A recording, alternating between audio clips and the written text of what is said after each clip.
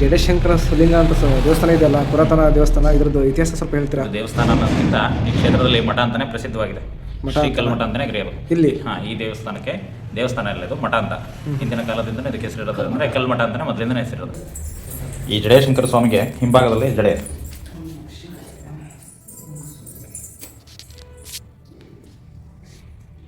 ಇದೇನು ಮುಂಭಾಗ ಕಾಣುತ್ತೆ ಅದೇ ಥರ ಹಿಂಭಾಗದಲ್ಲಿ ಸ್ವಾಮಿಗೆ ಪೂರ್ಣವಾದ ಜಡೆ ಇದೆ. ಈ ಜಡೆಯಲ್ಲಿ ಇರುವಂಥ ತೀರ್ಥವನ್ನು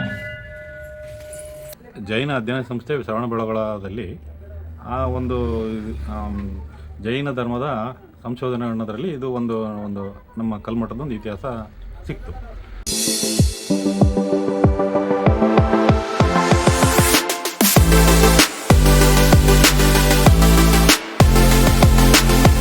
ಹಾಯ್ ಫ್ರೆಂಡ್ಸ್, ಎಲ್ರಿಗೂ ನಮಸ್ಕಾರ.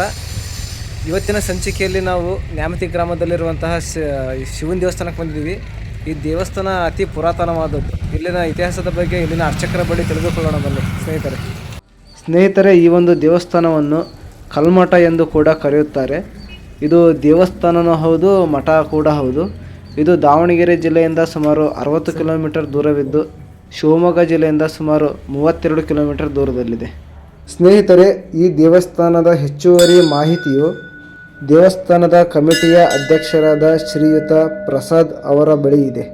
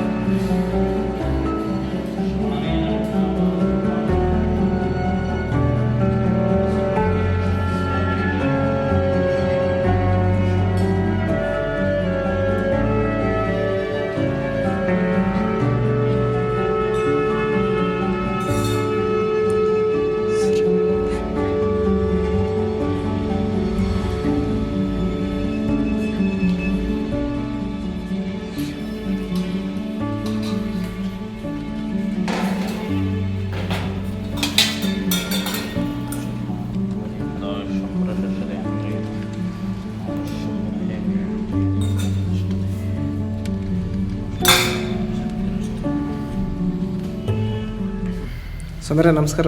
ನಮಸ್ತೆ. ನಿಮ್ಮ ಹೆಸರು ಸಮೀರ? ನಮ್ಮ ಹೆಸರು ಪೂರ್ಣ ಹೆಸರು ಶಿವಾನಂದಯ್ಯ ಅಂತ, ಎಲ್ಲರ ಶಿವಸ್ವಾಮಿ ಅಂತ ಕರೀತಾರೆ. ಸಮೀರ, ಈ ಜಡೇಶಂಕರ ಲಿಂಗ ಅಂತ ದೇವಸ್ಥಾನ ಇದೆಯಲ್ಲ, ಪುರಾತನ ದೇವಸ್ಥಾನ, ಇದ್ರದ್ದು ಇತಿಹಾಸ ಸ್ವಲ್ಪ ಹೇಳ್ತೀರಾ? ದೇವಸ್ಥಾನ ಅನ್ನೋದಕ್ಕಿಂತ ಈ ಕ್ಷೇತ್ರದಲ್ಲಿ ಮಠ ಅಂತಾನೆ ಪ್ರಸಿದ್ಧವಾಗಿದೆ. ಶ್ರೀಕಲ್ಮಠ ಅಂತಾನೆ ಕರೆಯೋದು. ಇಲ್ಲಿ. ಈ ದೇವಸ್ಥಾನಕ್ಕೆ ದೇವಸ್ಥಾನ ಇಲ್ಲ, ಇದು ಮಠ ಅಂತ. ಹಿಂದಿನ ಕಾಲದಿಂದನೇ ಇದಕ್ಕೆ ಹೆಸರಿರೋದು ಅಂದರೆ ಕಲ್ಮಠ ಅಂತಾನೆ ಮೊದಲಿಂದನೇ ಹೆಸರಿರೋದು. ನಾಳಿದು ಹಿರೇಕಲ್ಮಠ, ಅದು ದೊಡ್ಡ ಮಠ ಆಗುತ್ತೆ.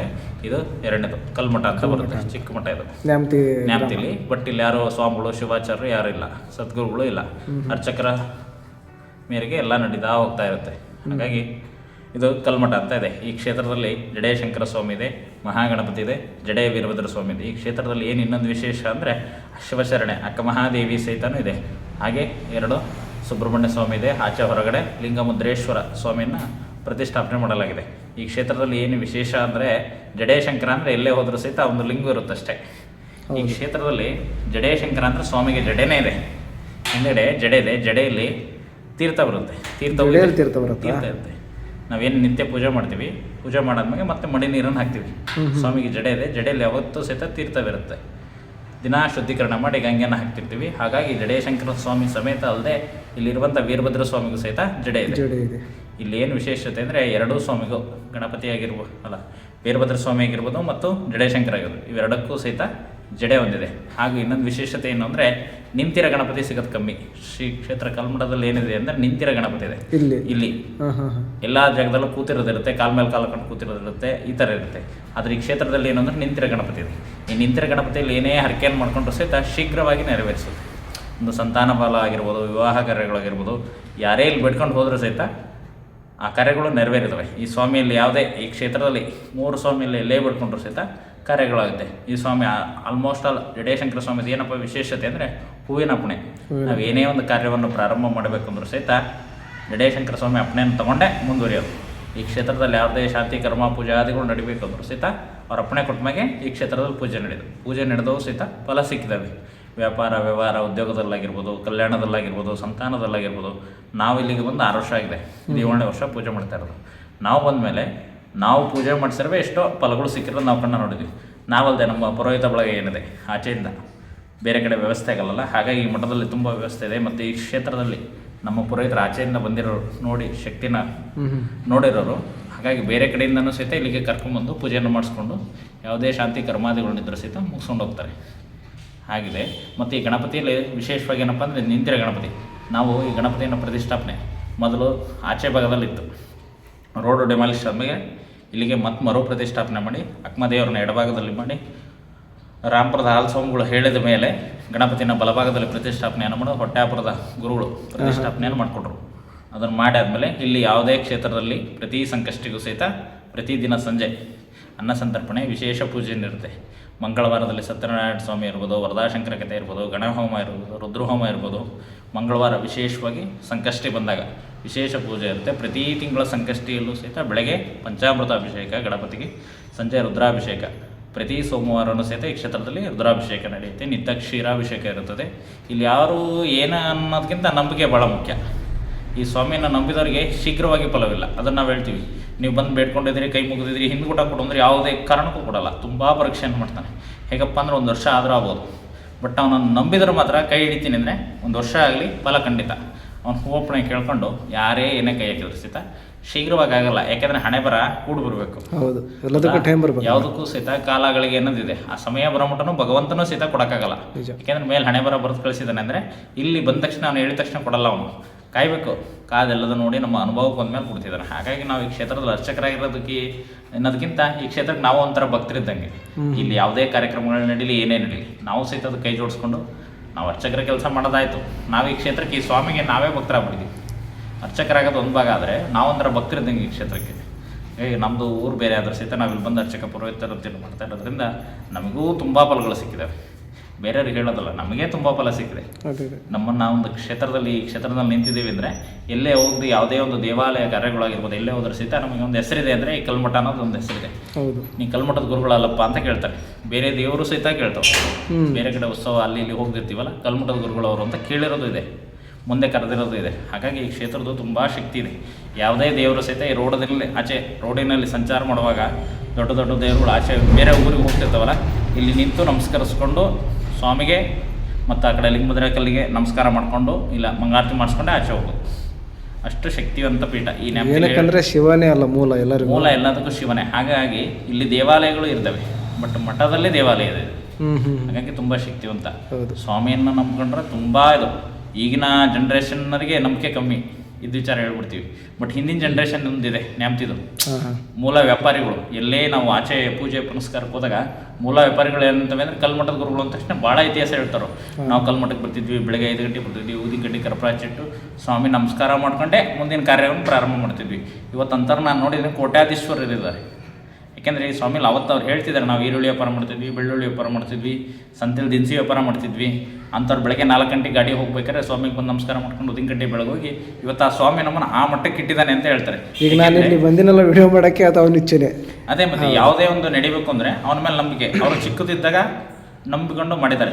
ಈಗೂ ಸಹಿತ ಎಲ್ಲೇ ಈ ಭಾಗದಲ್ಲಿ ಸಂಚಾರಕ್ಕೆ ಬಂದಾಗ ಅವರು ಈ ಕ್ಷೇತ್ರಕ್ಕೆ ಬಂದು ಈ ಸ್ವಾಮಿನ ದರ್ಶನವನ್ನು ಮಾಡಿಕೊಂಡು ಕುಟುಂಬ ಸಮೇತ ಬಂದು ಮಂಗಳಾರತಿಯ ಅಭಿಷೇಕಗಳನ್ನು ಮಾಡಿಸ್ಕೊಂಡು ಹೋಗ್ತಿರ್ತಾರೆ. ಹಾಗಾಗಿ ಈ ಕ್ಷೇತ್ರದ ತುಂಬ ಮಹಿಮೆ ಇದೆ. ಏನಪ್ಪ ನಂಬ್ಕೊಂಡ್ಬೇಕು, ಭಾಳ ನಿಧಾನವಾಗುತ್ತೆ ಕಾರ್ಯ, ಶೀಘ್ರವಾಗಿ ಕಾರ್ಯ ಕೊಡಲ್ಲ ಈ ಸ್ವಾಮಿ. ನಾವು ಇದು ವಿಚಾರ ಹೇಳ್ಬಿಡ್ತೀವಿ, ಏನಪ್ಪ ಬೇರೆ ಕಡೆ ಹೇಳ್ಬೋದು ಶೀಘ್ರವಾಗಿ ಆಗುತ್ತೆ, ನೆನೆಸ್ಕೊಳ್ಳಿ, ಬೇಡ್ಕೊಳ್ಳಿ. ನೀವು ಸತ್ಯನೇ ಹೇಳ್ತೀರ. ಏನಿಲ್ಲ, ಈ ಕ್ಷೇತ್ರದಲ್ಲಿ ನಾವು ನಂಬಿರೋ ಪ್ರಕಾರ ಸಂತಾನ ಆಗಲಿ ಸಂತಾನ ಆಗಿದೆ, ವಿವಾಹ ಆಗಲಿ ವಿವಾಹ ಆಗಿದೆ, ಉದ್ಯೋಗ ಆಗಲಿ ಉದ್ಯೋಗ ಆಗಿದೆ, ಶಾಂತಿ ಕರ್ಮಾದಿ ಪೂಜೆಗಳು ನಾವು ಏನು ಮಾಡಿಸ್ತೀವಿ ಅವೆಲ್ಲವೂ ಒಳ್ಳೆಯ ಉತ್ತಮವಾದ ಫಲಿತಾಂಶವನ್ನು ಕೊಟ್ಟಿದೆ. ಹಾಗಾಗಿ ಈ ಕ್ಷೇತ್ರಕ್ಕೆ ಯಾರೇ ಕ್ಷೇತ್ರ ನಾವು ಹೇಳೋದು ಅಂದರೆ ಏನಪ್ಪ ಅಂದರೆ ಫಲಿತಾಂಶ ಕೊಟ್ಟರ ಮೇಲೆ ಡಿಪೆಂಡ್ ಆಗಿರ್ತೈತಿ. ಈಗ ನಾವು ಹೇಳ್ಬೋದು, ಉದಾಹರಣೆ ನಮ್ಮ ಹತ್ರ ಭಾಳ ಜನ ಇದ್ದಾರೆ ಪೂಜೆ ಮಾಡಿಸೋರು. ಈಗ ಈ ಭಾಗದಿಂದ ಮಾಡಿಸಿರೋದಕ್ಕೆ ಆಚೆ ಭಾಗದಲ್ಲಿ ಮಾಡಿಸಿರೋರೆ ಭಾಳ ಜನ ಇದ್ದಾರೆ. ಅವ್ರು ಫೋನ್ ಮಾಡಿ ಹೇಳ್ತಾರೆ, ನಮ್ಮ ಮಗಳಿಗೆ ಕಲ್ಯಾಣವಾಯಿತು, ನಮ್ಮ ಮಗನ ಮದುವೆ ಆಯಿತು, ಗುರುಗಳೇ ನೀವು ಬರಬೇಕು, ಗುರುಗಳೇ ನಿಮ್ಮ ಸ್ವಾಮಿದೊಂದು ಆಶೀರ್ವಾದ, ಇಲ್ಲ ನಮ್ಮ ಮಕ್ಕಳು ಮದುವೆ ಆಗಿದೆ, ನಾವು ಜೋಡಿ ಸಮೇತ ಬಂದು ಸ್ವಾಮಿ ಪೂಜೆಯನ್ನು ಮಾಡಿಸ್ತೀವಿ. ಇಂಥ ಜನ ತುಂಬ ಜನ ಆಚೆಯಿಂದ ಕಾಂಟ್ಯಾಕ್ಟ್ ಆಗಿ ತುಂಬ ಜನ ಪೂಜೆಯನ್ನು ಮಾಡಿಸಿದ್ದಾರೆ. ಬಟ್ ಈ ಕ್ಷೇತ್ರದ ಏನಪ್ಪ ಅಂದರೆ ನಂಬಿದವನು ತುಂಬಿದವನು ಅಂತ ಹೇಳ್ತೀವಿ. ಹಾಗಾಗಿ ಈ ಕ್ಷೇತ್ರದ ಒಳ್ಳೆಯ ಶಕ್ತಿ ಇದೆ, ಜನಕ್ಕೆ ಗೊತ್ತಾಗಲಿ, ನಿಮ್ಮಿಂದನೂ ನಿಮ್ಮ ಚಾನಲ್ ಮುಖಾಂತರನೂ 4 ಜನಕ್ಕೆ ಗೊತ್ತಾಗಲಿ. ಯಾಕೆಂದರೆ ನ್ಯಾಮತಿಯವರು ಅಂದರೆ ತುಂಬ ಕಡೆ ಇದ್ದಾರೆ, ಬಟ್ ಯಾರಿಗೂ ಬರೋಕ್ಕಾಗಲ್ಲ. ಯಾಕೆಂದರೆ ಎಲ್ಲ ವ್ಯವಹಾರ ಕ್ಷೇತ್ರದಲ್ಲಿ ತೊಡಗಿರೋದೆ. ಹಾಗಾಗಿ ಅದು ತೊಡಗಿಲ್ಲ. ಹೇಳೋದೇನಪ್ಪ ಅಂದರೆ ನಿಮ್ಮ ಕ್ಷೇತ್ರ, ನಿಮ್ಮ ಮೂಲ ಏನಿದೆ, ನಿಮ್ಮ ದೈವ ಏನಿದೆ, ಆ ದೈವವನ್ನು ಮರಿಬೇಡಿ. ನೀವು ಎಲ್ಲೇ ಹೋಗಿ ಏನೇ ಆಗಲಿ, ನಾವೇನಂದರೆ ಮೂಲವನ್ನು ಮರಿಬಾರ್ದು. ನಾವು ಎಲ್ಲೇ ಹೋಗಿ, ಹುಬ್ಳಿ ಹೋಗಿ, ಬೆಂಗಳೂರು ಹೋಗಿ, ದಾವಣಗೆರೆ ಹೋಗಿ, ಎಲ್ಲೇ ಬದುಕಿ, ಬಟ್ ಮೂಲದಲ್ಲಿ ನಿಮ್ಮ ಸ್ವಾಮಿ ಒಂದು ಕ್ಷೇತ್ರ ಇದೆ ಅಂದರೆ ಆ ಕ್ಷೇತ್ರವನ್ನು ನೆನೆಸ್ಕೊಂಡು ಬದುಕಿ ನಿಮಗೆ ನಿಜಕ್ಕೂ ಜೀವನ ಸಾರ್ಥಕವಾಗಿದೆ. ಸ್ವಾಮಿಗಳೇ ತುಂಬ ಧನ್ಯವಾದಗಳು. ಅದು ಸ್ವಲ್ಪ ತೋರಿಸ್ತೀವಿ, ಫೋಟೋಗಳನ್ನು ತೋರಿಸ್ತೀನಿ, ನೋಡ್ಕೊಳ್ಳಿ.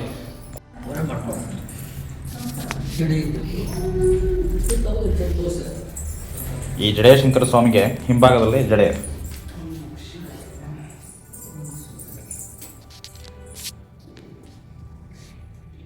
ಇದೇನು ಮುಂಭಾಗ ಕಾಣುತ್ತೆ ಅದೇ ಥರ ಹಿಂಭಾಗದಲ್ಲಿ ಸ್ವಾಮಿಗೆ ಪೂರ್ಣವಾದ ಜಡೆ ಇದೆ. ಈ ಜಡೆಯಲ್ಲಿ ಇರುವಂಥ ತೀರ್ಥವನ್ನು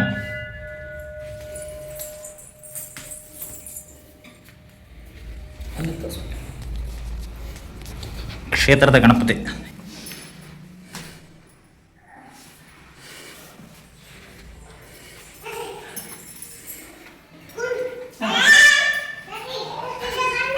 ಇದು ಕ್ಷೇತ್ರದ ವೀರಭದ್ರೇಶ್ವರ ಸ್ವಾಮಿ. ಸ್ವಾಮಿಗೆ ಜಡೆ ಇದೆ, ಇದೇನಿದೆಯಲ್ಲ ಇದು ಸ್ವಾಮಿಯ ಜಡೆ, ಪೂರ್ಣವಾಗಿ ಜಡೆ ಇದೆ. ಹಾಗಾಗಿ ಕಚ್ಚೆಯನ್ನು ಕಟ್ಟಿದವ ಶ್ರೀ ವೀರಭದ್ರೇಶ್ವರ ಜಡೆ, ವೀರಭದ್ರೇಶ್ವರ ಅಂತಲೇ ಪ್ರಸಿದ್ಧವಾಗಿದೆ.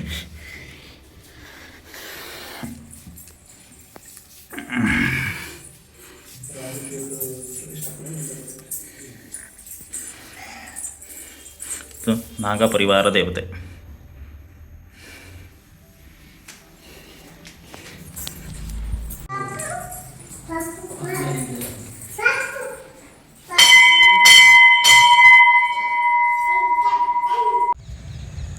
ಫ್ರೆಂಡ್ಸ್, ಗುರುಗಳು ಹೇಳಿದಂಥ ಲಿಂಗಮುದ್ರೆ ಕಲ್ಲು ಆಮೇಲೆ ನಾಗರ ಪ್ರತಿಷ್ಠಾಪನೆ ಇದೇ ಸ್ಥಳದಲ್ಲಿ ಆಗಿರೋದು.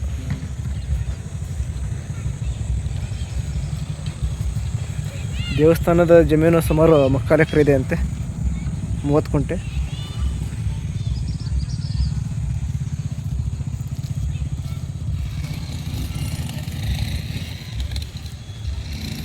ಸರ್ ನಮಸ್ಕಾರ. ನಮಸ್ತೆ ಸರ್, ನಿಮ್ಮ ಹೆಸರು? ಪ್ರಸಾದ್ ಅಂತ. ಸರ್, ಇಲ್ಲಿ ನ್ಯಾಮತಿಯಲ್ಲಿ ಹಳೆ ಕಾಲದ ಶಿವನ ದೇವಸ್ಥಾನ ಇದೆಯಲ್ಲ, ಅದ್ರದ್ದು ಇತಿಹಾಸದ ಬಗ್ಗೆ ಸ್ವಲ್ಪ ಹೇಳ್ತೀರಾ ನಮ್ಮ ವೀಕ್ಷಕರಿಗೆ? ನಾನು ತಿಳಿದ ಮಟ್ಟಿಗೆ ನಾನು ಹೇಳ್ತೀನಿ. ಅಂದರೆ ಇದು ಜೈನ ಅಧ್ಯಯನ ಸಂಸ್ಥೆ ಶ್ರವಣಬೆಳಗೊಳದಲ್ಲಿ ಆ ಒಂದು ಜೈನ ಧರ್ಮದ ಸಂಶೋಧನೆ ಅನ್ನೋದರಲ್ಲಿ ಇದು ಒಂದು ನಮ್ಮ ಕಲ್ಮಠದ ಒಂದು ಇತಿಹಾಸ ಸಿಕ್ತು. ಅದನ್ನು ನಾವು ಕಲೆಕ್ಟ್ ಮಾಡ್ಕೊಂಬಿಟ್ಟು ನಾವು ನಿಮಗೆ ಹೇಳ್ತಾ ಇದ್ದೀನಿ. ದಾವಣಗೆರೆ ಜಿಲ್ಲೆ ಹೊನ್ನಾಳಿ ತಾಲೂಕು ಇತ್ತು ಆವಾಗ, ಈಗ ನ್ಯಾಮತಿ ತಾಲೂಕಾಗಿದೆ. ಅದೇನಾಗಿದೆ ಅಂದರೆ ಈಗ ನ್ಯಾಮತಿ ಪಟ್ಟಣ ನೆಲ್ಲವತ್ತಿ ಅಂತ ಆವಾಗ ಹೆಸರಿತ್ತು. ನೆಲ್ಲವತ್ತಿ ಅಂತ ಹೆಸರಿತ್ತು. 1200 ವರ್ಷಗಳ ಹಿಂದೆ ಪ್ರಸಿದ್ಧಿ ಪಡೆದಿತ್ತು. ಇದು ನ್ಯಾಮತಿ ಅಡಿಕೆಗೆ ಪ್ರಸಿದ್ಧ. ನ್ಯಾಮತಿ ಅಡಿಕೆ ಅಂದರೆ ತುಂಬ ಪ್ರಸಿದ್ಧ ಇತ್ತು ಆವಾಗ ರೀ. ಆಗ ಜೈನರ ಬಸದಿ ಇತ್ತು ಇದು ಕಲ್ಲು ಮಠ. ಕಾಲಾಂತರದಲ್ಲಿ ಇದು ಮತಾಂತರಗೊಂಡು ಇದು ಜೈನ ಬಸದಿ ಇದ್ದಿದ್ದು ವೀರಶೈವರ ಮಡಲಿ ಸೇರ್ತು. ವೀರಶೈವರ ಮಡಲಿ ಸೇರಿಬಿಟ್ಟು ಅಲ್ಲಿ ಶಿವಲಿಂಗವನ್ನು ಪ್ರತಿಷ್ಠಾಪಿಸಿ ಅಲ್ಲಿ ವೀರಶೈವ ಧರ್ಮದ ಪ್ರಕಾರ ಅದನ್ನು ಏನಿದೆ ಅದು ಪೂಜೆ ಪುನಸ್ಕಾರಗಳೆಲ್ಲ ನಡೀತಾ ಬಂತು.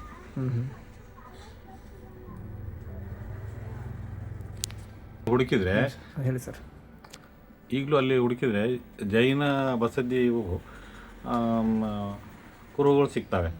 ಅದು ಆವಾಗ ಹಿಂದೆಲ್ಲ ಅದು ಈ ಮುಸ್ಲಿಮರ ಕಾಲದಲ್ಲಿ ಅದನ್ನೆಲ್ಲ ಭಗ್ನಗೊಳಿಸಿದ್ದಾರೆ. ಮೊಘಲರ ಕಾಲದಲ್ಲಿ ಮೊಘಲ ಕಾಲದಲ್ಲಿ ಭಗ್ನಗೊಳಿಸಿ ಎಲ್ಲ ಇದಾಗಿದೆ. ಅದೇನಾಗಿದೆ ಅಂದರೆ ಜೈನ ಬಸದಿ ಇದ್ದಿದ್ದು ಕಾಲಾಂತರದಲ್ಲಿ ನಮ್ಮ ವೀರೇಶ್ವರ ಮಠದಲ್ಲಿ ಸೇರಿ ಅದು ಶಿವಲಿಂಗ ಪ್ರತಿಷ್ಠಾಪನೆಗೊಂಡ್ಬಿಟ್ಟು ಅದೀಗ ಕಲ್ಮಠ ಅಂತ ಇದಾಗಿದೆ, ಹೆಸರಾಗಿದೆ. ತುಂಬ ವರ್ಷಗಳ ಇತಿಹಾಸ ಇದೆ.